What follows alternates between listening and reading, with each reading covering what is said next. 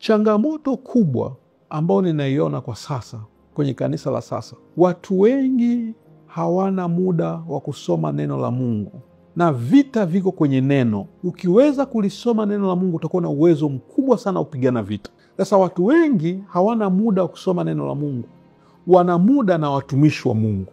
Kila vita inayoinuka kwenye maisha yako unampelekea mtumishi wa Mungu. Nisikilize kwa makini. Hata mtumishi wa Mungu ana vita yake yeye ambao anapigana nayo. Hata mtumishi wa Mungu ana vita yake yeye ambao anapigana nayo. Sasa changamoto ni kwamba watu wanaendelea kuwapelekea watumishi wa Mungu, hawana muda wa wao wenyewe kupigana hiyo vita. Kuna vita nyingine hahitaji mtumishi wa Mungu kuwepo. Unahitaji tu kukomaa na neno la Mungu na maarifa ambayo neno la Mungu linakupa. Utapambana hiyo vita, utashinda hiyo vita. Lakini changamoto kubwa ambayo ninaiona kwa kanisa la sasa, vita vyote wamepelekea watumishi wa Mungu. Na ndo hapo unakuta umempelekea mtumishi wa Mungu vita apigane nayo. Umempelekea vita ya kazini kwako. Mtumishi wa Mungu anajitahidi, anapigana hiyo vita. Ukikaa unaona, mtumishi wa Mungu bwana, kuna vitu hajaviona. Utatoka kwa mtumishi wa Mungu utaenda kwa mtumishi mwingine wa Mungu. Unakuwa kama mtalii wa kiroho, unahama kutoka kanisa moja kwenda kanisa jingine, kanisa moja kwenda kanisa jingine. Na unakaa tu mwezi mmoja au miezi miwili, miezi mitatu, unaona mtumishi huyu hafai, kuna mtumishi mwingine. Kwa unakuwa mtalii tu wa kuzunguka kwenye makanisa ya watu, kuzunguka kwenye makanisa ya watu. Kumbe hujui kwamba hiyo vita unatakiwa kupigana wewe mwenyewe. Ukimwona mtumishi wa Mungu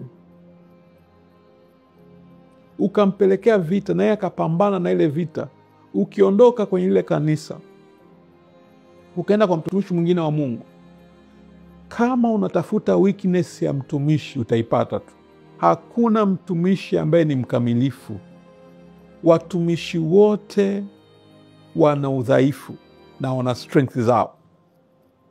Kwa ukiamua kutafuta udhaifu kwa mtumishi wa Mungu utaupata tu. Ukitafuta udhaifu wa kanisa utaupata tu. Ukitafuta strength za kanisa utazipata tu. Ukitafuta strength ya mtumishi wa Mungu utaipata tu. Ni kama mke wako pia, au mume wako, au mchumba wako. Ukitaka kuona udhaifu wake utauona tu. Lakini ukitaka kuona strength zake utazipata.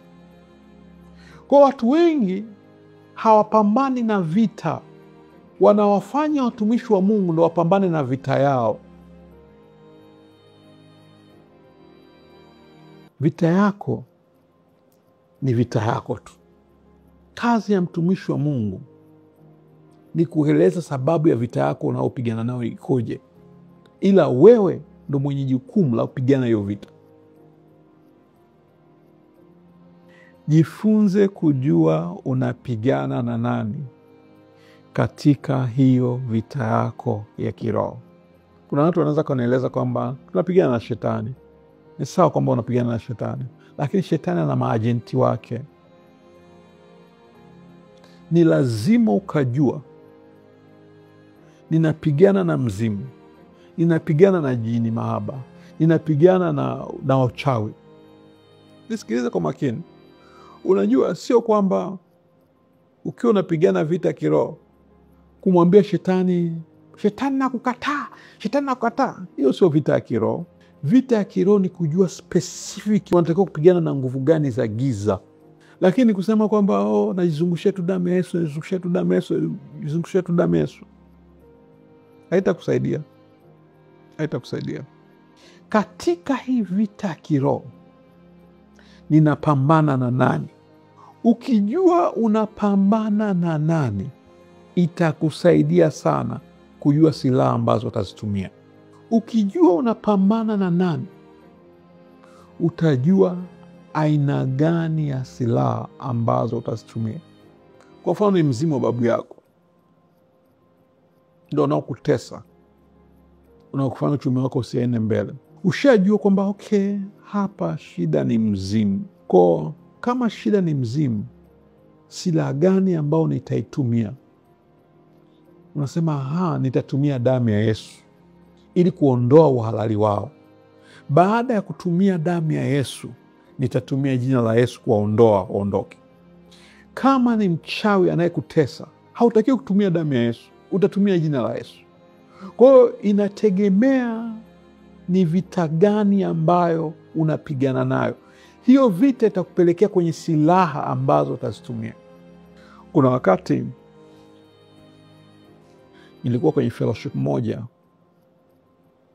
kama miaka 8 imepita, na tukiwa kwenye hiyo fellowship tukawa tuna maombi, tunaomba. Wakati tulikuwa kwenye maombi yale, nguvu za Roho Mtakatifu zikashuka. Kuna mama mmoja kadondoka na pepo. Kwa hiyo wale ushers wakawa wanakemea yule pepo, wanakemea yule pepo. Yule pepo anasema sitoki. Na nisikilize, siku zote pepo aliyeingia dirishani atatokea dirishani. Pepo aliyeingilia mlangoni atatokea mlangoni. Pepo aliyeingilia dirishani hawezi kumtoa kwenye mlango. It is impossible. Kwa wakawa wanakemea. Tumeanza yale maombi kuanzia saa 10 jioni mpaka saa 12. Yule pepo hajatoka. Kwa kuna asha ambao wanamwombea, lakini sio wengine tunaomba tu. Wakati wanaendelea kumwombea, nikawa najiuliza ndani yangu, ni kwa nini yule pepo hatoki? Roho Mtakatifu akazungumza ndani yangu, akaniambia, huyu mama ameokoka kwenye mkutano uliopita.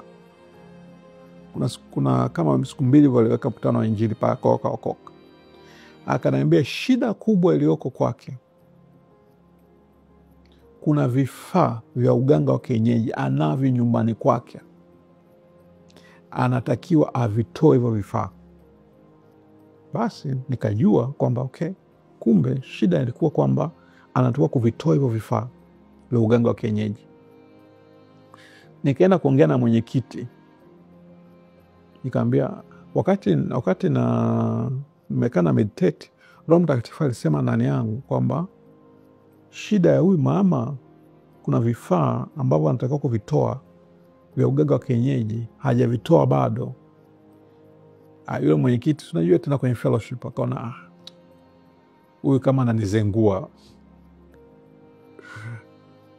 Kwa basi tukamaliza ile fellowship, lakini yule mama bado hajaamka pale, anabisha.